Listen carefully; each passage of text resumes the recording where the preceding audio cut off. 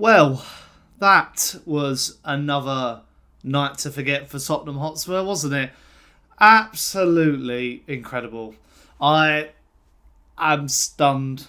What is going on? If you'd said to me after we beat Manchester 4-0, Manchester City 4-0 for that fact, that we would go on and do this, I would I have been surprised? We are so inconsistent. It's unbelievable. And I want to say, first of all, I apologise for not reacting straight after the game last night. I was out with the Football Daily boys. You may remember I was at Football Daily for many years after, and then moving obviously on to talkSPORT. I was out with them and had the pleasure of watching it with them for our little Christmas reunion. So you can imagine how that went down. But yeah, so I'm reacting to the game now, but not just reacting to the game now. Talking about the whole discourse that has followed from this result, because it's been quite incredible, hasn't it? It's been absolutely, wow. It's gone from one extreme to the next, isn't it? The whole discourse around Tottenham Hotspur. 1 minute we're flying and now we're absolutely treading water. But before I go any further, if you are new to the Sonny Talk Spurs YouTube channel and enjoying what you're seeing, leave your likes, leave your comments. What have you made of the last 24 hours in the Tottenham world? And also subscribe, hit the notification bell, because it will let you know when I've gone live. But yeah, first of all, in the game, not good.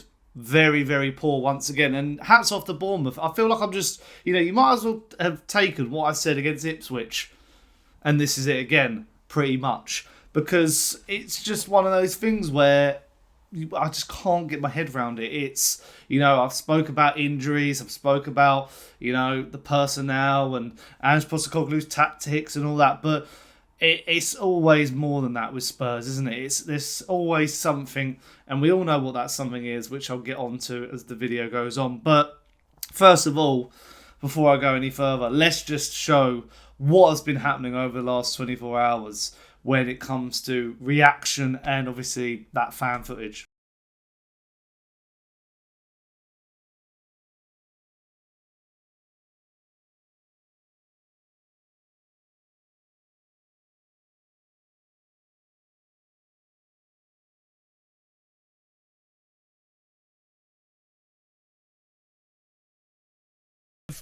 They're losing a bit of will here, a little bit of hope with what the process is. I get it. You want to play good football. I get it. It can be good to watch. But you can't keep defending and giving up chances. No. You can't keep being as open as we are. No. And you can't keep just saying, it's another poor goal. Well, do something about it. So the goal they scored, it's a well-worked free kick, but it's not like what Arsenal do, where it's someone's on the penalty spot.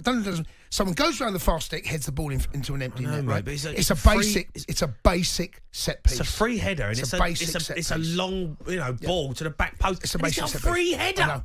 If you're whipping it in and with that's what pace, that's what I mean about Arsenal. And someone gets a block off, and a man gets spare, you can almost accept it. But to have just a looping ball to the back post, and he's got a free header. I know Yeah, come on. Seriously, play good football. We know you want to play good football. Mm-hmm. Get the boys in. Do 4 days of set pieces. This is how we're defending set pieces. I ain't going to stand for it no more. You give away another set piece, it's a fine. But Jay, he's, by his own admission, he has come out previously and said that that's not a major concern for him. He's come out and said that, Jay. Mate, I know. No, Jay, don't shoot the... Well, then sack him. Then sack him. Because it is a concern and it is a problem. Set pieces... People don't understand how important set pieces are. Well, the ball is dead so many times in a game, and you get a free shot or free hit into your box. You have to be organised from set pieces in both boxes. Get a set piece coach, Ange. Ryan Mason ain't a set piece coach. He's a former player. He doesn't study set pieces. He doesn't know what he's doing. If that's our set piece coach, I don't know whether it is. Good enough. I don't know whether he is. I'm sorry, whoever it is. I don't know whether whoever the set piece coach is, and if there is one at Tottenham, he needs to get sacked. He needs to be out the door. Get a set piece coach in. Do it. No training. I'm going to say to you, come in. You're going to start training, and we're going to do set pieces every single day, every single week, until we stop conceding set pieces. We ain't going to train. All we're going to do is we're going to warm up and we're going to do set pieces. Simple as that. No more. Because it is, I'm sick and tired of watching Tottenham give away a set piece and conceding a set piece. It is a joke. It is a joke. Every single game. And I'm sick of people coming in here saying that Arsenal are like Wimbledon, Arsenal are like Stoke. They score a set piece. Yeah, they win games because they're good at set pieces. They're good at set pieces. Tottenham are a disgrace from set pieces. A disgrace. It's unacceptable in the Premier League to be this bad from set pieces. You're getting paid 100 grand a week to defend a corner. Defend the corner. Seriously, defend the corner. It ain't that hard. Stay with your man. I'm sick and tired of it. I'm sick. I'm tired of it. I'm coming on here and having to talk about Tottenham giving away a set piece. Conceding set piece. Another set piece. Another set piece. It is a joke. A joke. Sorry, mate. It's hard being a Spurs fan, mate. It's hard.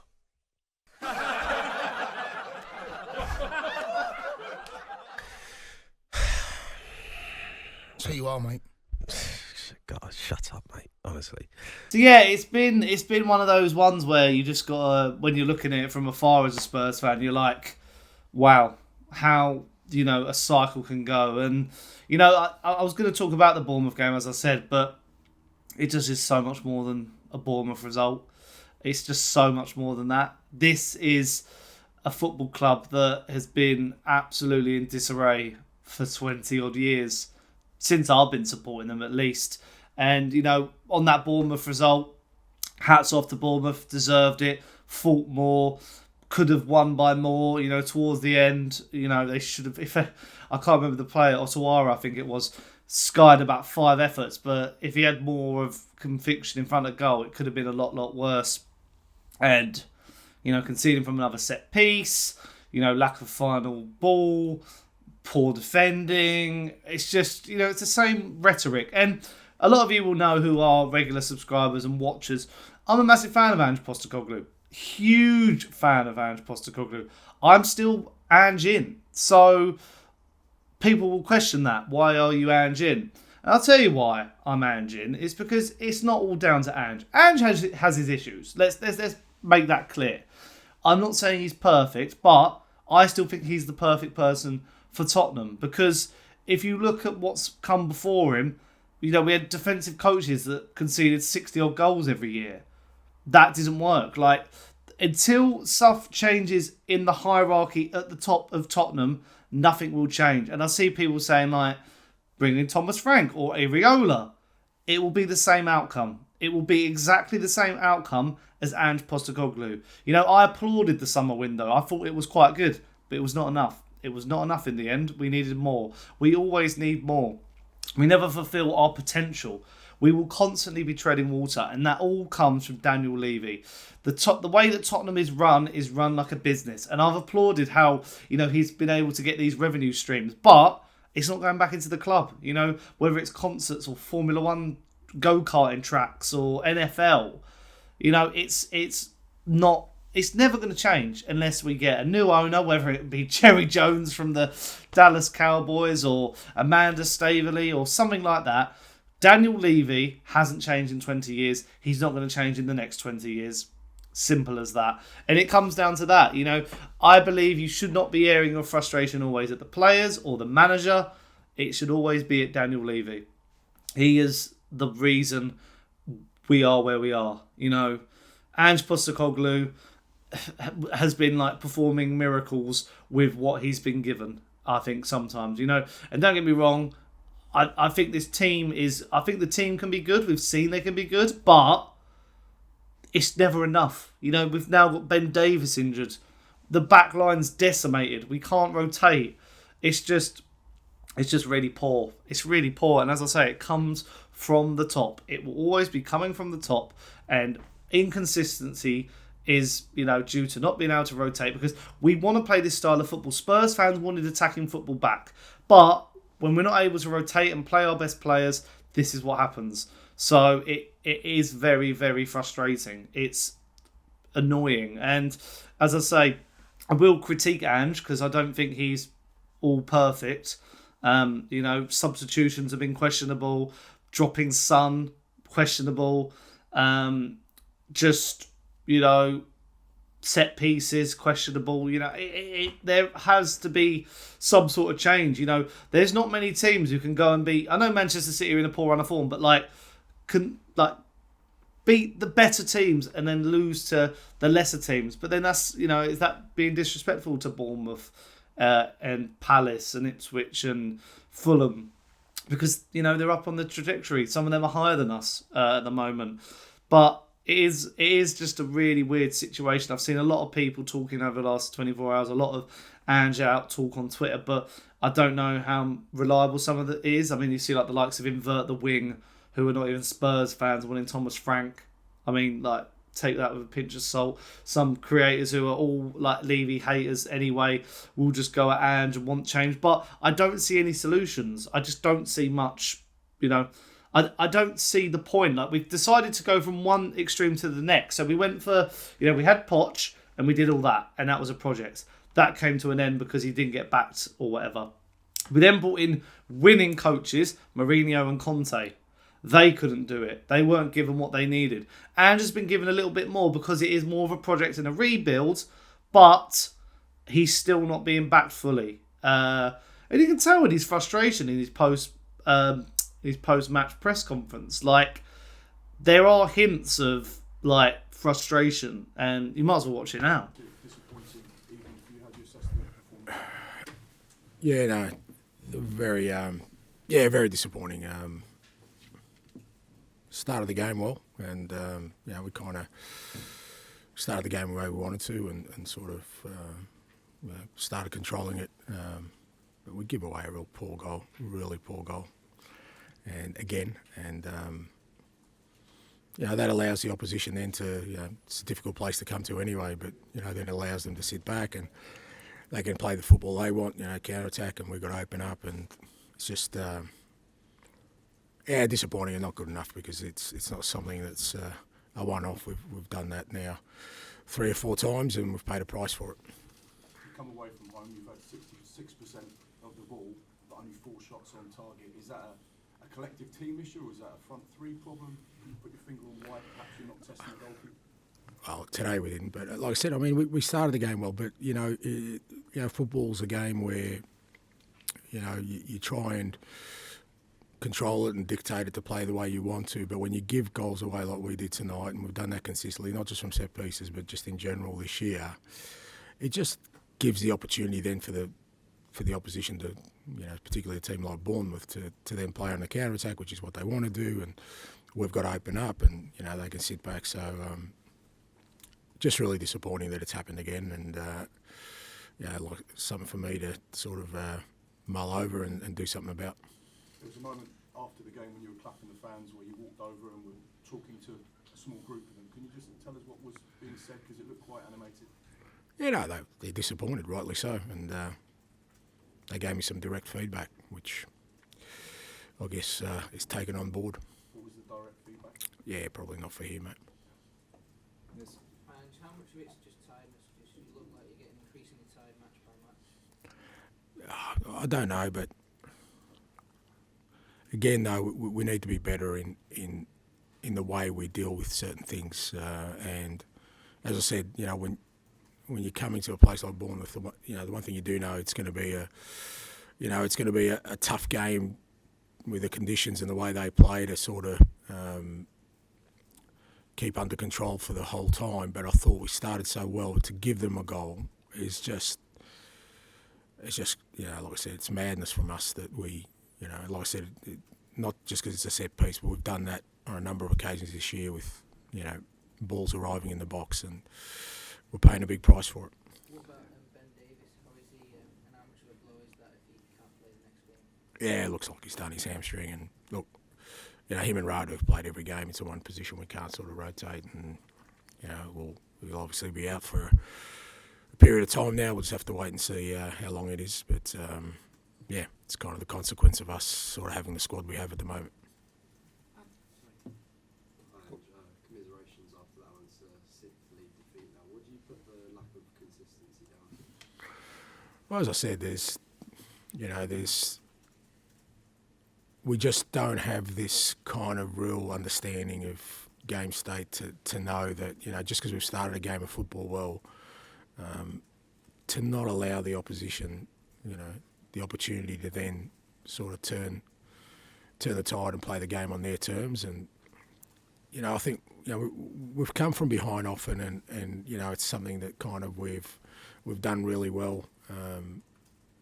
But you can't, especially in it, like I said, at a place like Bournemouth where it's going to be tough anyway with the conditions, you can't give them a goal like we did tonight, because then you're just going to be, you're going to have to work doubly hard to create opportunities.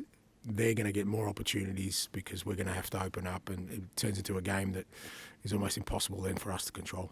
You mentioned Ben Davies as well. You've also got Van Ben and Vermeer out as well. Do you think you're going to have to dip into the transfer market in January for another defender? Mate, ain't going to help us against Chelsea on Sunday, so that's all I'm thinking about at the moment. And is that just part of the territory, the thing with the supporters at the end? Is that just emotion? They seemed upset that you've not gone across to Clapham, was that? Yeah, I guess so. Look, I got no issue with it. Like I said, didn't like what was being said because I'm a human being. But, you've got to cop it, and I've been around long enough to know that when things don't go well, that, you've got to understand the frustration, the disappointment, and they're rightly disappointed tonight because, again, we've let a game of football get away from us. But that's okay. I'm okay with all that. You consistently said the fans can feel how they want to feel throughout the time. What is your message to them? Again, well, that would be me trying to dictate how they feel. Look, all I can say is, like, I'm really disappointed with tonight, and I'm determined to get it right, and I'll keep fighting till we do. Okay, thank you. Thanks. And what that also did is brought up the obvious, the echoes of what we've seen come before, Conte's rant. And I wasn't a big fan of Conte towards the end of his tenure, but what he said was 100% true. Another alibi. You try to find alibi, an excuse for the players. Okay, continue to do this, to find excuse for the players. You do only this. Excuse for the players. Yeah, but the players maybe my future, and then they lost confidence, they lost spirit, they lost to be a team. Excuse. Try to protect every time, and this situation. Come on. We are professional. We paid. The club paid us a lot of money. The players receive money. Me receive money. You understand? Not to find excuse and don't have spirit or don't show the sense of belongings, or don't show sense of responsibility, because we are showing this, and for me this is unacceptable for me, because this is the first time in my career to see a situation like this. And until now, I wasn't able to change. Not to change, but compare last season, the situation went to become worst. Why, Antonio? Why do you think it is like this? Why? I don't know, because they are used here. They're used here. Don't play for something important. Yeah, and they don't play. They don't want to play under pressure. They don't want to play under stress. Yeah, it's easy in this way. And Tottenham story is this: 20 years that there is the owner and never won something. But why? Only for the fault is only for the club or for every manager that stay here. And I have seen the manager that Tottenham had on the bench. You risk to disrupt the figure of the manager and to protect the other situation in every moment. And now, until now, I try to hide the situation, but now no, because I repeat, I don't want to see what I have seen today, because this is unacceptable. Also for the respect for the fans. They follow us, pay the tickets. And to see the team another time, to have this type of performance, for me, I repeat, this is unacceptable. And we have to think a lot. We have to think a lot about this. Last one, please, guys. Thank you. Antonio, last week you said that you saw the fire in the eyes of your players again. What has changed between now and this game, and how much is it your responsibility to motivate them? I said that I want to see the fire, not that I have seen. It's different. Right. I say that I want to see the fire into the eyes. I want to see the fire into the heart. I want to see the right spirit, okay? And not only in the training session, into the pitch. Because here you have to make the difference.